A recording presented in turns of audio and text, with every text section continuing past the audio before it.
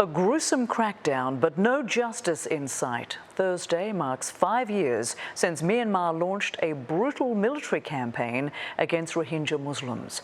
Hundreds of thousands of them fled to neighbouring Bangladesh, often living in crowded camps. No one has been held accountable for their systematic persecution in Myanmar. A UN fact-finding mission said the military campaign included the acts of genocide, but the World Court at The Hague cleared the way to start a genocide case only last month, and the proceedings are expected to take years. Tom Andrews is the UN Special Rapporteur on Myanmar, and he joins me now from Windsor, Connecticut. Thank you so much for being with us. Thank you so much, Rosemary.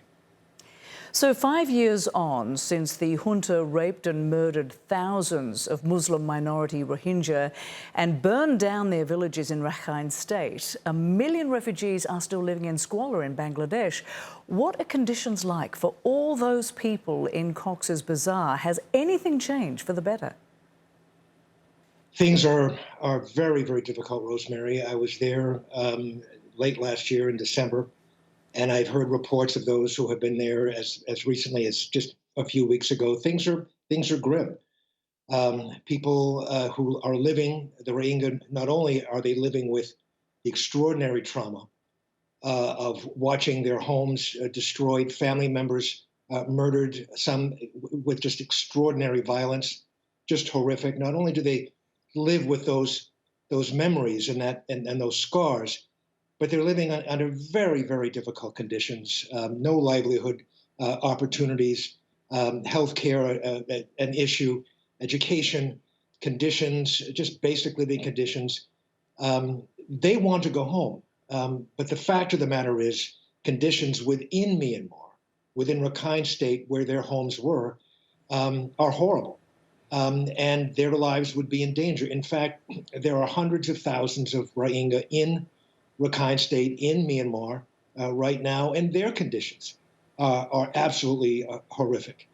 So it is a horrible situation, a grim situation, and conditions for the Rohingya, regardless of where they happen to be, whether it be in Bangladesh or in Myanmar, at least in Bangladesh, they're not under attack. I can't say the same in Myanmar.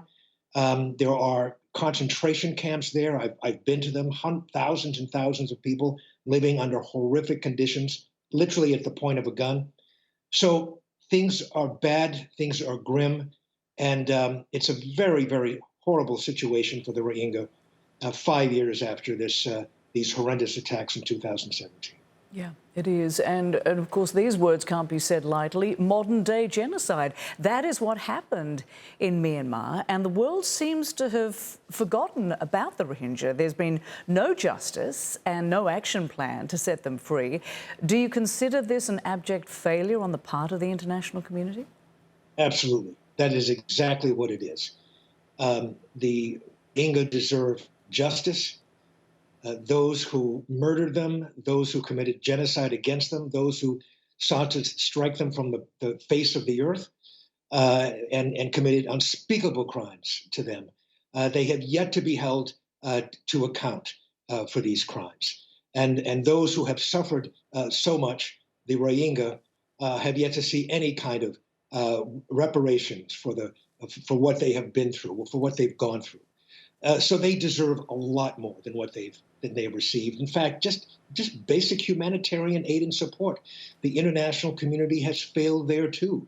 The conditions they're living in Bangladesh, the international community has simply not come through with the kind of support that is required to support those who ran for their very lives and now are living under horrific conditions. So from the point of view of accountability, from the point of view of justice, and from the point of view of meeting our responsibilities to provide basic humanitarian support, the international community has failed on all three fronts.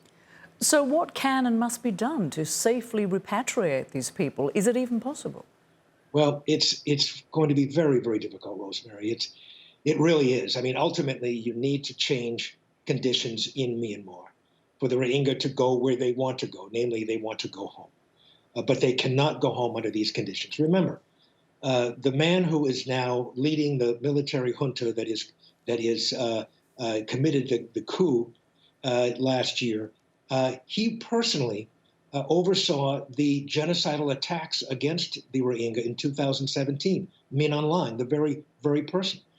So you're going to be hard-pressed if you're a member of the Rohingya community to go back to a country and live under the rule of someone who is responsible for the genocidal attacks against you and against your community.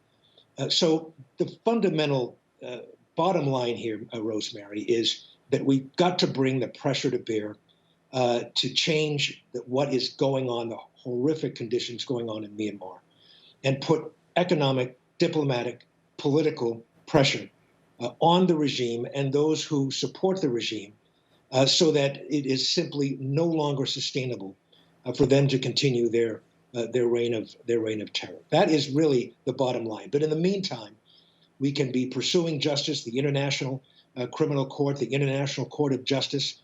We can be providing basic humanitarian aid, doing a much better job than what we've been able to do or willing to do as an international community. So there are immediate things that we can do that we're not doing.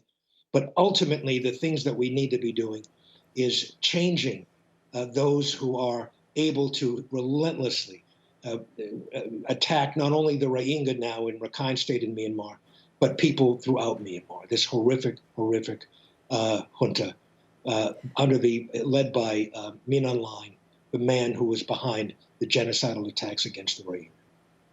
Tom Andrews, thank you, sir, for talking with us. We appreciate it. My pleasure, Rosemary. Thanks for having me.